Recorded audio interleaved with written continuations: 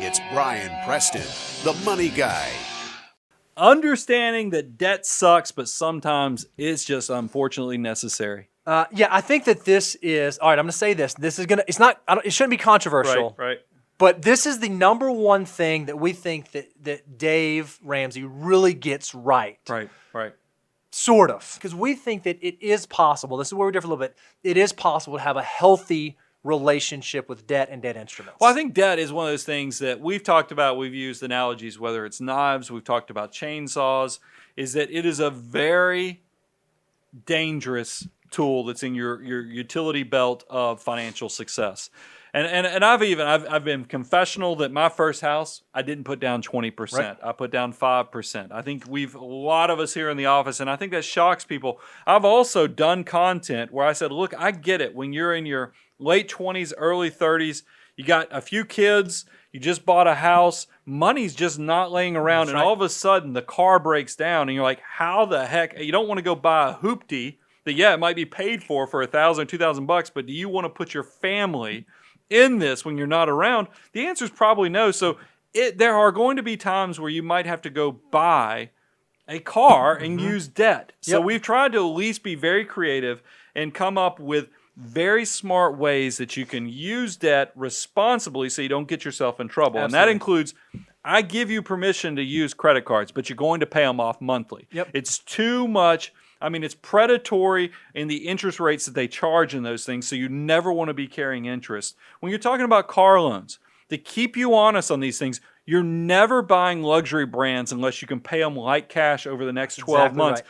I'm talking about normal functional vehicles. You're going to put down 20%, you're going to amortize them over 3 years, and then you're going to make sure that your car debt in total for the entire household does not exceed 8% of your gross income. That's all automobiles, not 8% per car. That's all automobile costs cannot exceed 8%.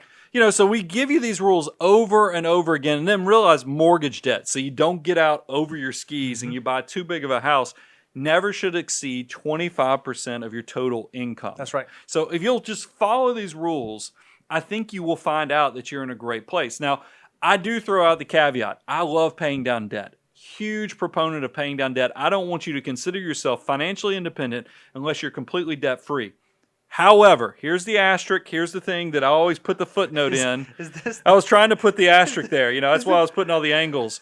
Is that when you're 20 to 40 years of age, the dollar value, the opportunity cost, the compounding growth potential is so huge. I don't want you to get in a hurry paying down 3.5% mortgage debt. Yep. I want you to think about the army of dollar bills growing and being deployed and being a useful resource. You will have plenty of time in your late 40s, your early 50s, pay off that debt then on those low interest mortgage rates. It's worth repeating. I know that's controversial to some, but I promise you, fast forward 10 years, 15 years, and you're going to be like, wow, I could pay off the mortgage and then some because of that spread between the 3.5% and then the more money. I didn't tell you not to get out of debt. I just said, let's do it smart. I think you said it absolutely perfectly, Brian. This is the money guy view. It's okay to have a mortgage. It's okay to have student loan debt. It's okay to have auto loan debt.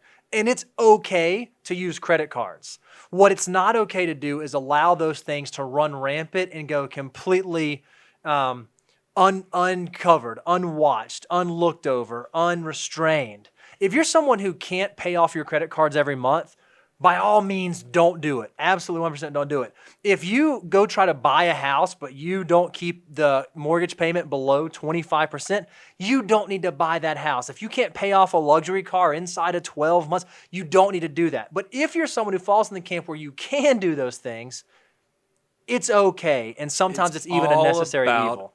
Healthy relationship. We understand our content is for the empire builders. We're looking for that 20% of the American population that understands and has self-control, has discipline, and goes, why do my neighbors just not have enough going on? You're not keeping up with the Joneses. You're building the millionaire next door. You're building the everyday millionaires. Yep. You don't have these struggles. Now, if you are somebody who has these struggles, go back, get the basics under control, come back and join the financial mutants that can be part of that 20%. That's why we try to create this content to help you out with that.